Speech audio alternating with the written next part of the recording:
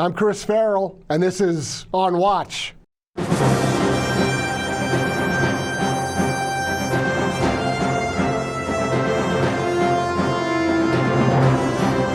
Welcome to On Watch, everybody, the Judicial Watch podcast, where we go behind the headlines to tell you the stories that the mainstream media really doesn't want you to know about. We try to recover some lost history and explain the inexplicable. And today we've got all three of those elements for you. We're being joined once again by a very brave lady, a whistleblower who identified and has exposed an incredible human trafficking, sex trafficking crisis, a child abuse crisis, really, in our country. We're going to welcome Tara Rodas. Welcome, Tara. Chris, thank you so much for having me on the show today. I really appreciate you and Judicial Watch for continuing to shine a light on what we know is government-sponsored, taxpayer-funded child trafficking. Exactly. And folks that are loyal viewers and listeners to our podcast, you will recall, and I know you'll recall because we had huge numbers on our first interview, back in July 2023, so a little over a year ago, about 14 months ago, we had Tara on to discuss her experiences in an unaccompanied child reception and processing center. The story is incredible. I think we went on over an hour. My colleagues here will link that episode to this one so you can watch both if you're not familiar with it. But just as kind of a starting point, as a common reference point, Tara, tell our folks how you came to learn about and become aware of this outrageous, brutal, government-sponsored child trafficking operation. Yes, well, Chris, your viewers may remember that at the beginning of 2021, the Biden-Harris administration made a call to all federal employees. And they said, if you are a federal employee, we want you to leave your home agency and help with the crisis on the southern border. And specifically, it was the crisis of these unaccompanied children who were coming to our borders with no family, with no parent. And then the goal was to reunite these children with sponsors here in the United States. And I believed it was a family reunification program. I thought I was going to be coloring with kids and doing puzzles while they were waiting to be reunited with their parents here in the United States. And it was nothing like that. I mean, that was your best intentions had absolutely nothing to do with what was really going on. Correct. And what I did not know, and many of the other federal employees across the government who mobilized to help this mission, nobody knew that children had been trafficked through this program and exploited for more than a decade. It's absolutely stunning. So I didn't know when I said, hey, here I am, send me. I want to help these children. My husband is from El Salvador. I'm a Spanish speaker. And I thought, this is going to be the humanitarian mission of my lifetime. This is going to be fantastic. Right. Only to learn that children did not know who they were going to. And it was shocking. And even when we talk about children, sometimes folks have in their minds, oh, this is a 14-year-old, or technically a child, but a 16 or 17-year-old obviously is a much more sophisticated human being than, a 10-year-old. But you're talking about not just young people like that, but you're talking about little ones. I mean, yes. Literally babies that were sent across the border into the United States. Yes, infants and toddlers. It's unthinkable. But Carlos Arellano, who was the whistleblower for MVM, he transported an infant that was 3 months old. And so people need to understand. MVM is a security firm that was contracted to move, and not all of these kids, obviously, but they had a role, they had a contract in moving people for the U.S. government. Yes, and it's millions and millions of dollars are involved in the transportation of these children. It's absolutely unbelievable. And they are as young as 3 months old. And Chris, I would submit that some of the children that I saw with my very own eyes, who were teens, and some were teen boys, but when they're from indigenous populations of Guatemala and they speak Mayan dialects and can't speak Spanish, they are absolutely, completely vulnerable.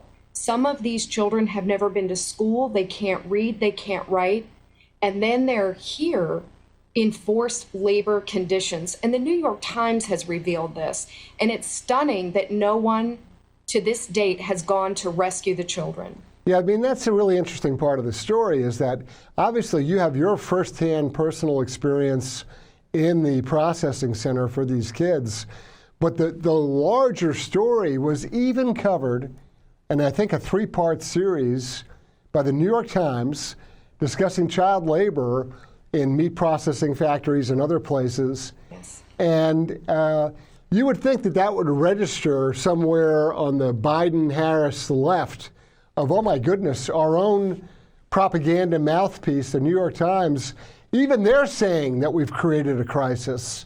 But somehow it got reported. I mean, to their credit, they did the reporting, which was horrific, but it didn't seem to cause any kind of ripple effect or reaction, nothing.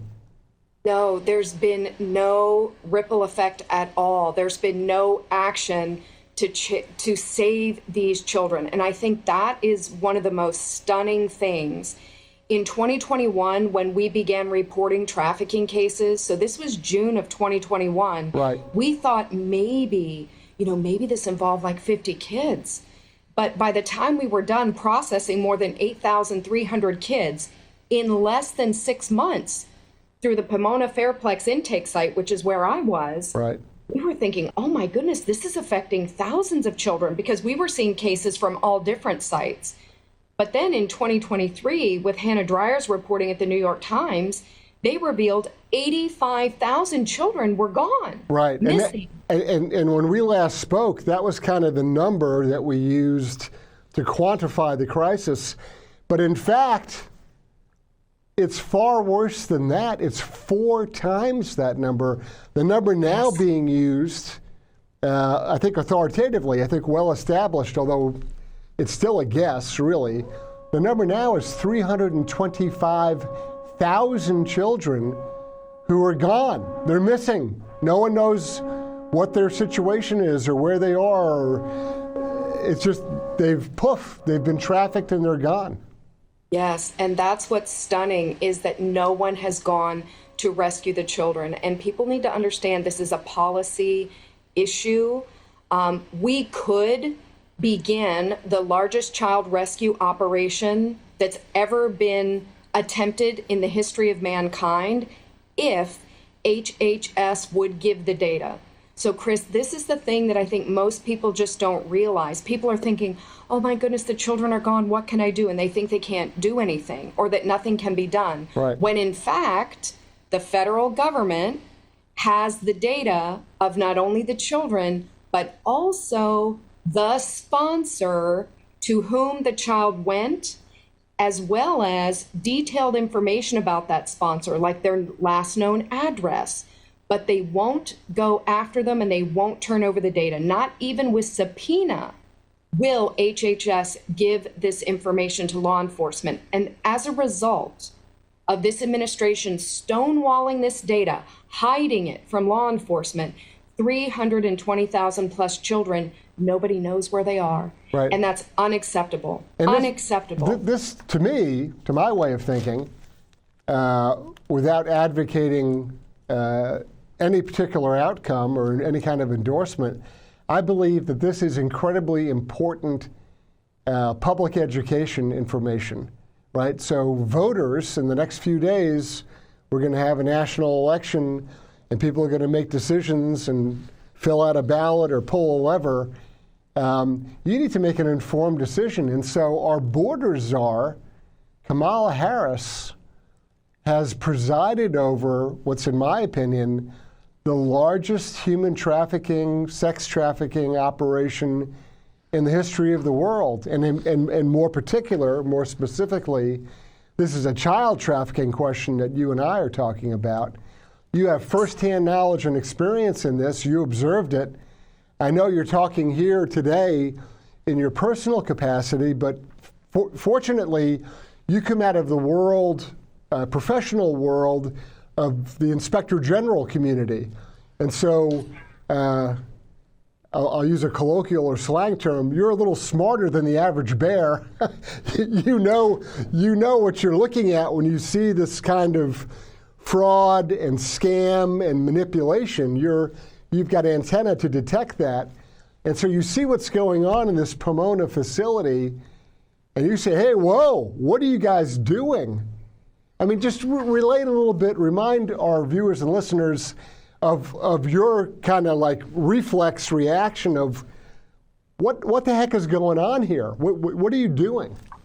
Right. Well, it was very simple to see that when children were having panic attacks, having to be put on suicide watch, screaming for their parents, telling us stories about how they were lured here, it didn't take very long to realize we have a serious problem. These are children. I mean, this is precious cargo. We have to make sure that these children are going to safe homes.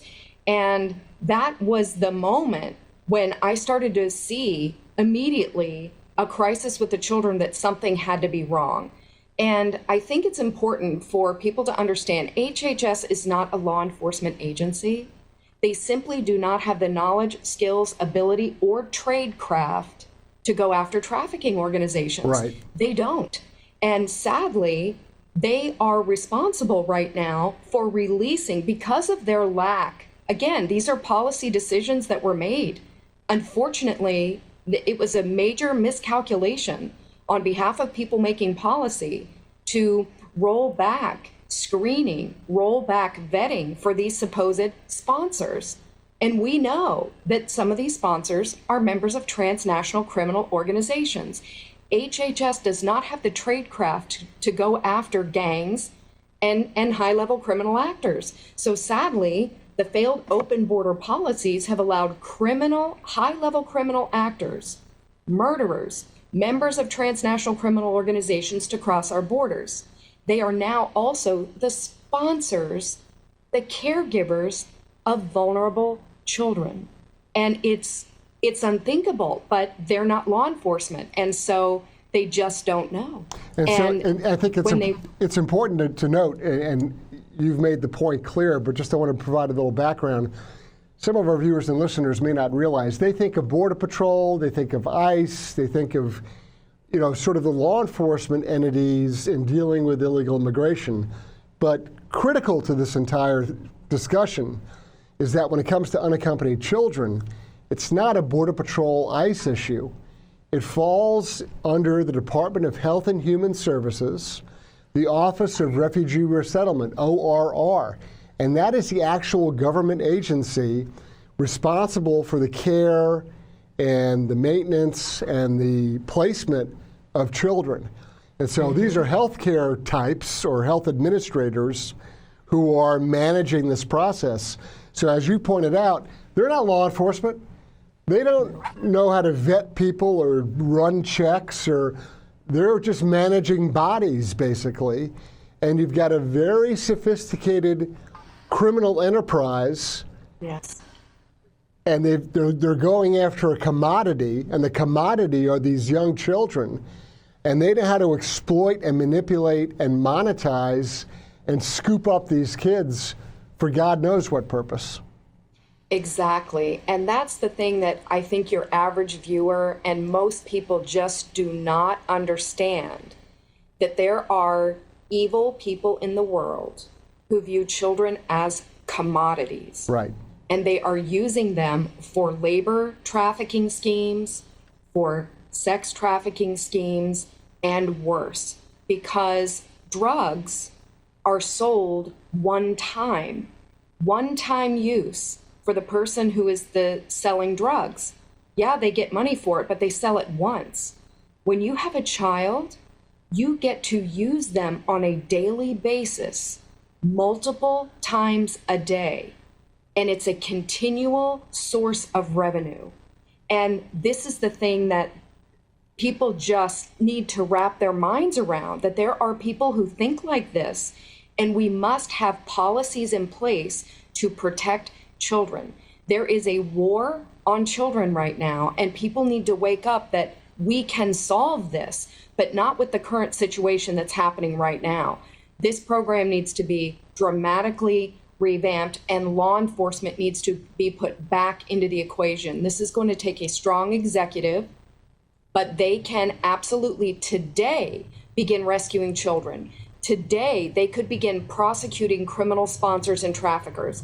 Today, they could begin to dismantle these criminal elements and this trafficking infrastructure. That could happen today if you had the right people in place. Absolutely. And it was pretty obvious in some instances that the bad guys who were scooping up these kids, they were using the same address for, multiple sponsors, multiple kids they were picking up.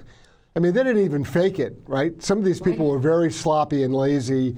And so you had one apartment building or one apartment, and you had multiple sponsors and maybe a half dozen or a dozen kids all tied to one address. So it doesn't take some super analytical process to figure out the system was being gamed by these bad guys. Yes, anybody with any data analytics ability could see that this doesn't make sense when I have a sponsor who's sponsoring in 2 separate addresses, or I have an apartment that has 3 sponsors inside sponsoring multiple children. This is not rocket science. Right. And so the fact that this program has existed in its same form for all of this time is, once again, it's evidence that the people who are in charge clearly are not capable of identifying trafficking networks, and they can't keep the children out of the hands of traffickers. So a radical change needs to happen to save these children. Was it routine for these kids to be photographed and fingerprinted?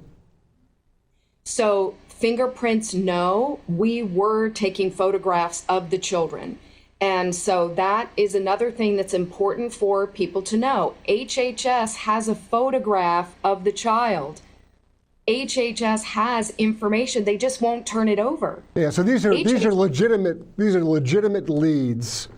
I mean, if it happened 3 years ago, Lord knows where they are. But there's some basic legwork, some basic police work that could be done to track down addresses and people and to look for kids. You got a picture. And so now it's not a 12-year-old girl, maybe now she's 14, but you still have a picture of her, and you have a general description and perhaps even an identity. So there's police work that could be done even at the preliminary level, just to try to identify who could immediately be rescued.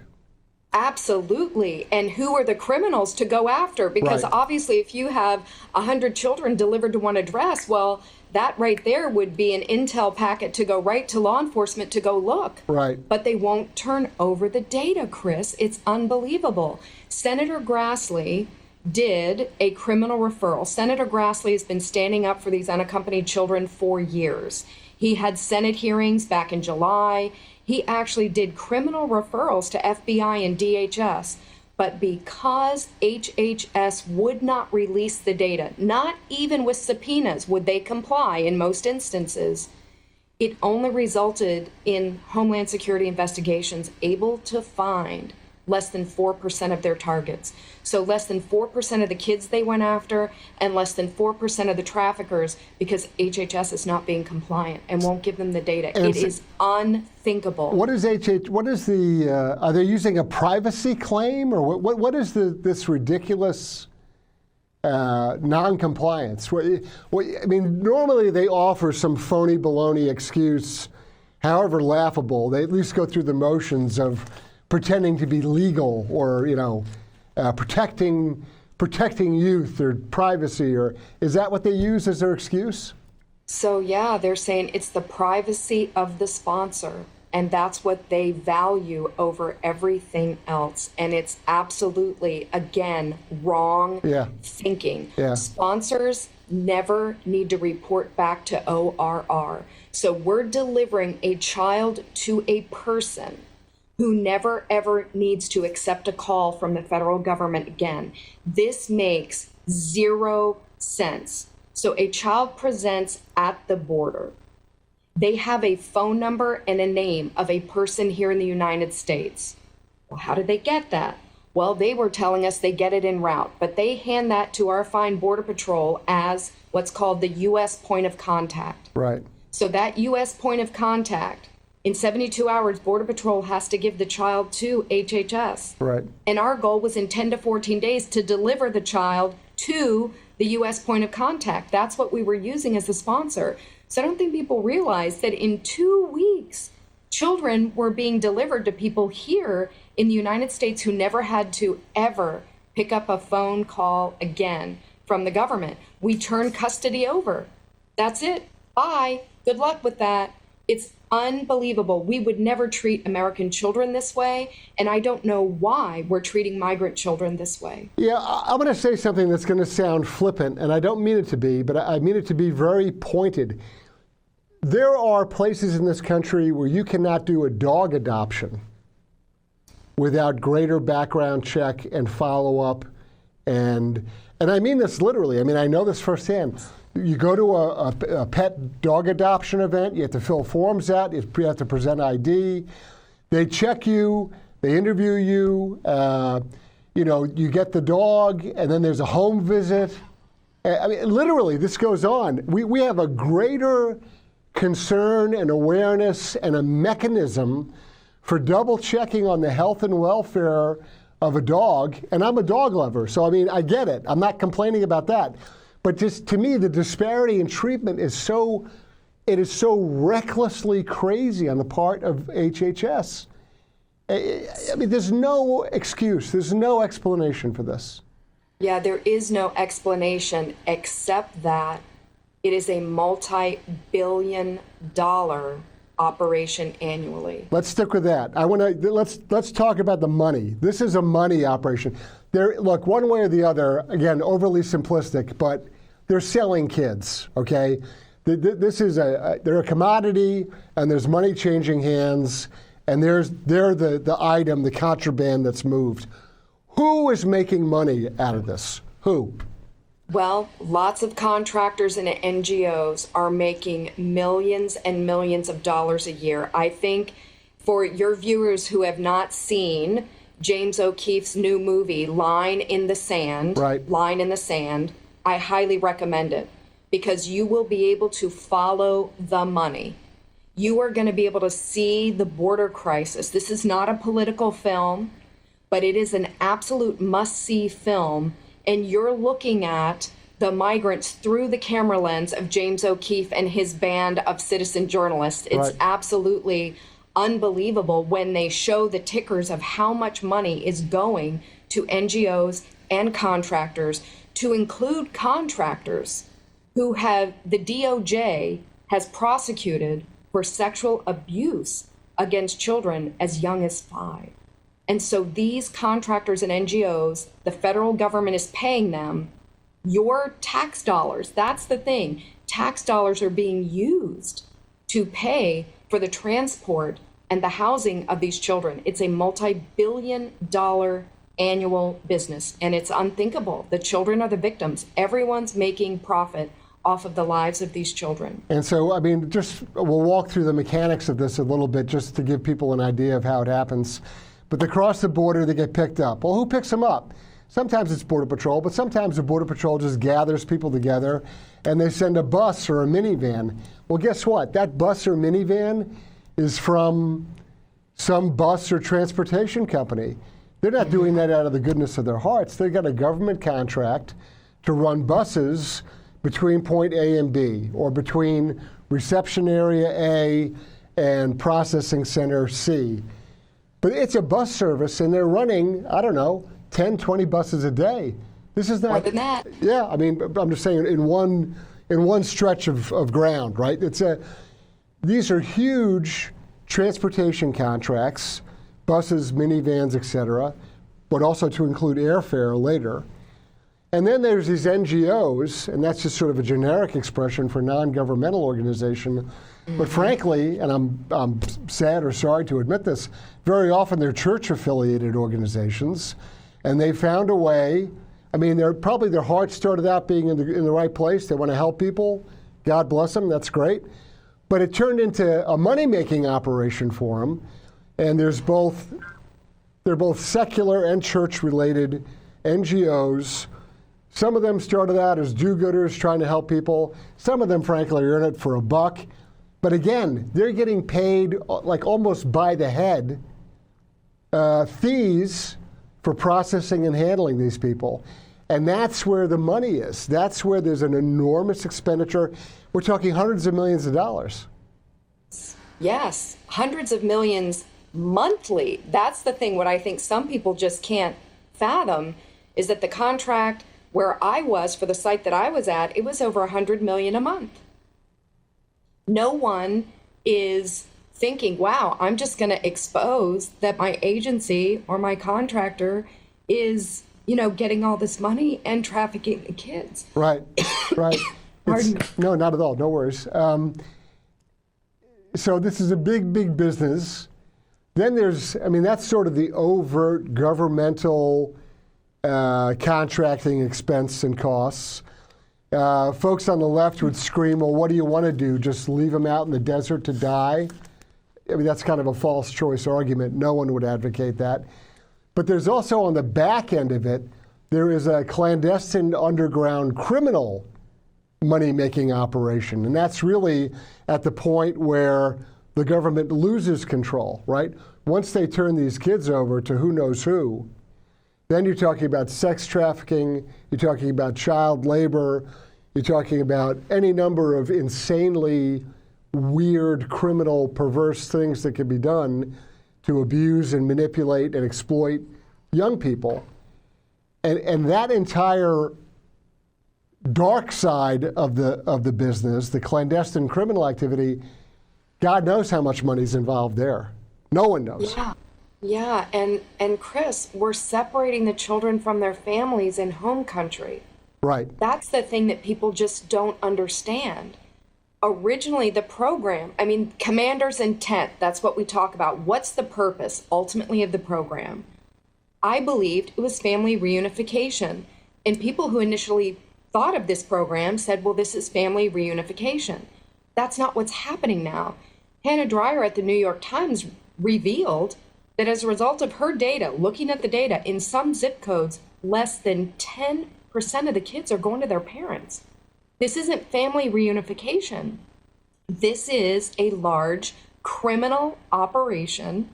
Children are being put into sweatshops. Children are being put into sex slavery. They've said so. Children 3 years later, because Anthony Rubin at Muckraker actually tracked down children who 3 years later were saying, look, I'm still in debt bondage. I still owe money to the person who paid for me to be smuggled here. Right. 3 years later, these children owe money. It's unbelievable what's happening. So you and I talked in July of 23. It was horrific. The details were heartbreaking of your experience and what you observed and had to go through. I'm not asking you to relive that now, but we talked in July of 23. So now we're sitting here in October of 24, end of October, and we know the numbers are even worse. It's like 320, 325. Nobody knows for sure. So who are the good guys? Who is actively fighting, trying to get something accomplished for accountability, trying to get the kids recovered, trying to break up these criminal rackets? Who are the good guys? Well, Homeland Security investigations, because they got referrals from the Senate, they're a group of senators. There are some members in the House, right? There was a House hearing on this. The sad part is at this point, without the data, nothing can be done. So without knowing who to go look for in terms of saving the children or prosecuting criminals, nobody has the information to do that. So I think next in line is going to be a strong executive. They can simply elevate child trafficking. Right.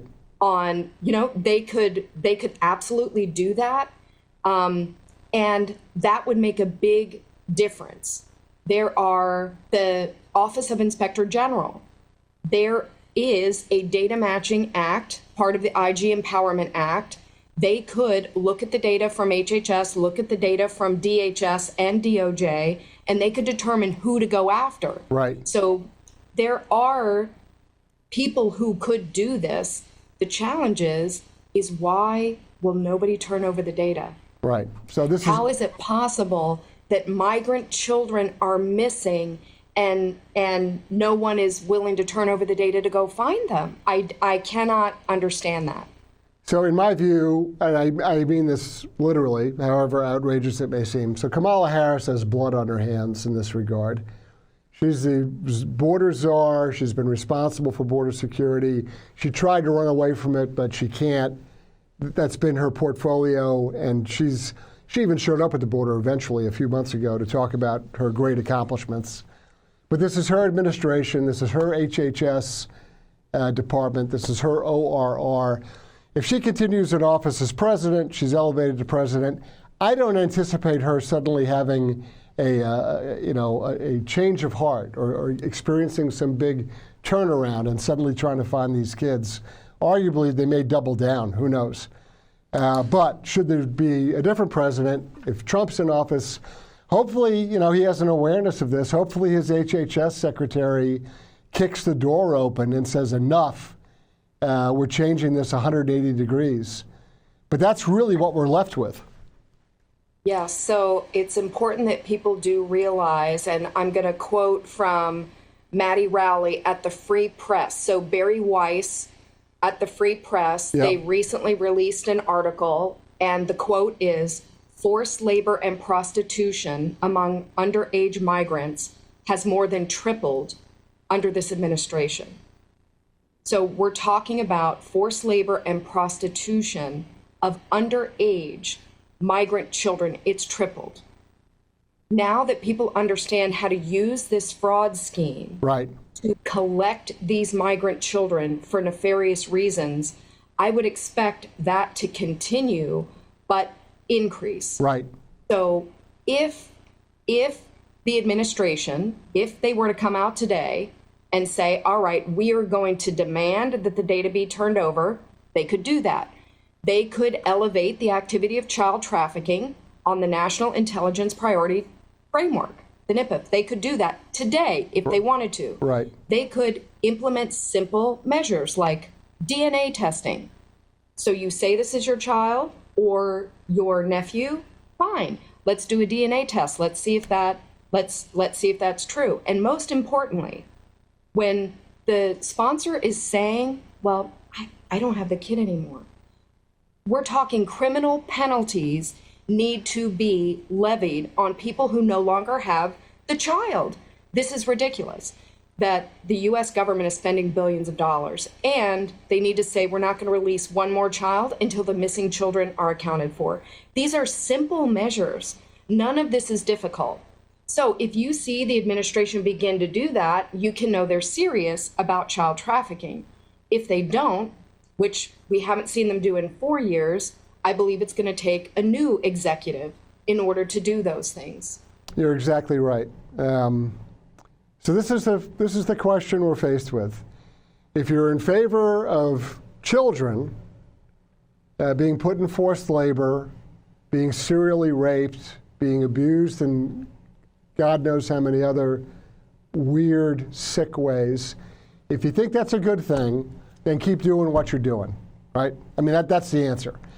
If you think that that's repugnant, if it's an absolute outrage, it's a crime, not just, it's a crime against everything we hold dear, and we have to stop it immediately, well, then you have to change what we're doing, right? If you keep doing what you're doing, you're going to keep getting what you're getting. So we need to change, and we need to take a very aggressive position with action to recover these kids, to break up the criminal network that's running the operation, and to prosecute the bad guys.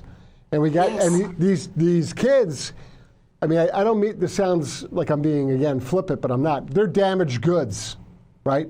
It's just horrible. This is life-changing, extremely negative, traumatic experiences they've been through. Yes. These kids just don't need to be recovered. They need care, they need treatment, they need counseling, they need a safe home. They have been put through hell on earth. And we have an affirmative obligation to take these kids, and some of them, as you've said, they are little ones, right? Yes, infants and toddlers. Even if they're 16, 17, I don't care. They've been put through hell. We have an obligation, and I don't care that they got here illegally. I'm not interested in that. They're kids. We have got to provide them care, counseling, treatment, a safe environment. They need medical checks. They need nutritious food. They need all this basic care. That's now on us. That's our obligation. If we had such a corrupt, outrageously inept government, well, then we get to pay the price for that. And that's our obligation back to them. We need to incorporate them into America the right way. And if we can do that, then maybe we can turn this around. But doing the same garbage we've been doing just ends up in destroyed lives. Yes, and Chris, I think that's the thing that people just don't understand, or maybe have never conceived in their mind, what a sick person will do to a child. Right. And that's been, I think, one of the most horrific things that I've had to look into this darkness and be like, oh my goodness, there are people who do this. But there are doctors and nurses who I've spoken to personally. I mean, and they're, through tears, they're like, Tara, there was a 7-year-old little girl and she had all these STDs. Right. I mean, people don't understand what evil people will do to children. And we've released them to a criminal element. Right. I would encourage people to go look at the documents that Senator Grassley revealed to the public on July 11th. You can go on his press releases and they can see this government knowingly gave children to MS-13 affiliates. Okay, these are bad criminal actors.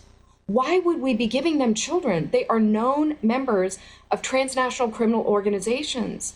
This is beyond belief. And honestly, Chris, had I not seen this with my own eyes, I could not believe that the federal government has become the white glove delivery service. I mean, literally the middleman of a child trafficking operation. Yeah, they're running it. I mean, it's not even that they're somehow involved.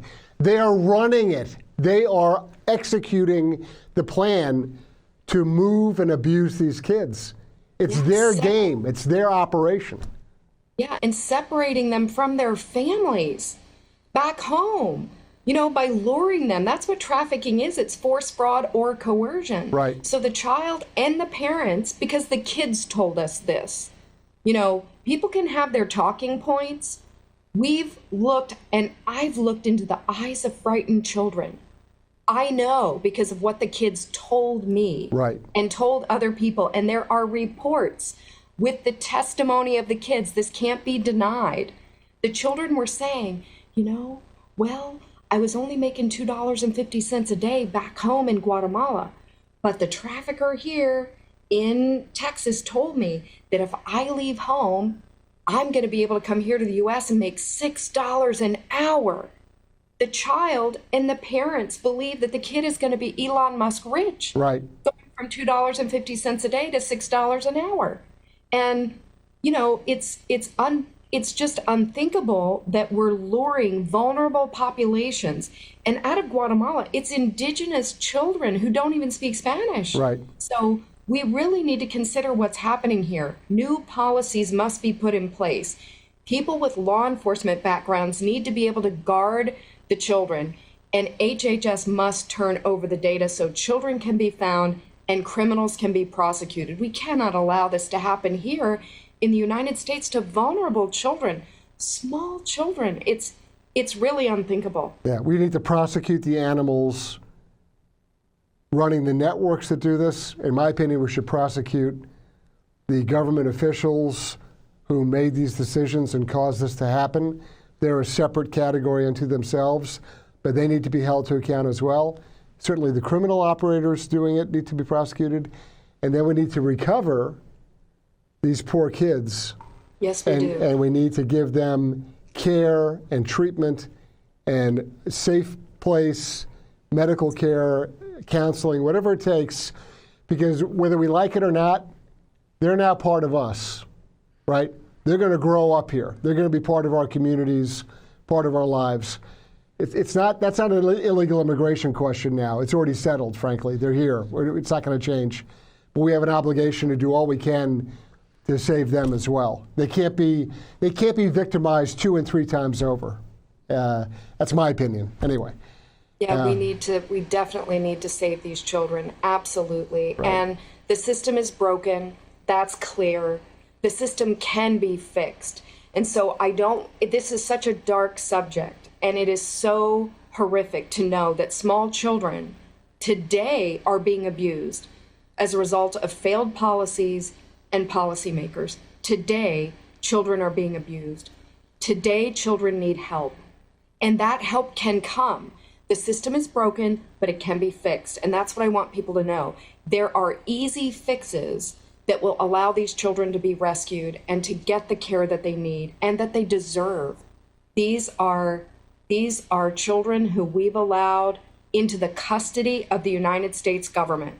The United States government has an obligation to care for them and those that are gone to recover them and to ensure that they are well cared for and their medical needs are cared for. And we really, I don't think people can fully grasp the damage that can be done to a small child. We need to help them. They need rescue. So we need people who are going to stand up for these children. I agree with you 100%. Tara, your work is incredibly important. I know that our viewers, listeners, supporters will want to know more about you and your work. How can folks follow you, track your work, understand, what you're doing and where you're going? What's a good way for them to keep up with your efforts? Okay, well, so I'd say there's 3 things. Number 1, they can follow me on X. It's all in my personal capacity, not speaking on behalf of the government or my agency. Sure. So you can follow me on X, and I try to highlight child trafficking issues there. Then also, I would encourage people to see Line in the Sand. Tucker Carlson in combination with James O'Keefe. It's lineinthesandmovie.com, lineinthesandmovie.com, or you can go to the Tucker Carlson Network, and I would strongly encourage you to see the film. It's not a political film, but it's a must-see film where you get to see with your own eyes the crisis of the children.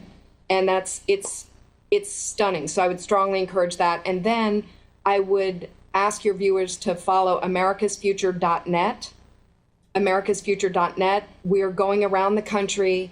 Our goal is to help children in need by letting the communities get involved, by letting them know what to look for. What are signs, warnings, and indicators that your child might be a victim of grooming that would lead to trafficking? So Right. We're out there on the front lines trying to educate people and save children. So americasfuture.net. And I would be happy to talk to anyone at any time about how they can get involved to stop the war that's happening right now on children. Tara, you're a brave lady, you're a very smart lady, and we appreciate you taking time to talk to us and our viewers and listeners about an incredibly important, really an absolutely critical issue that affects the most vulnerable now in our country.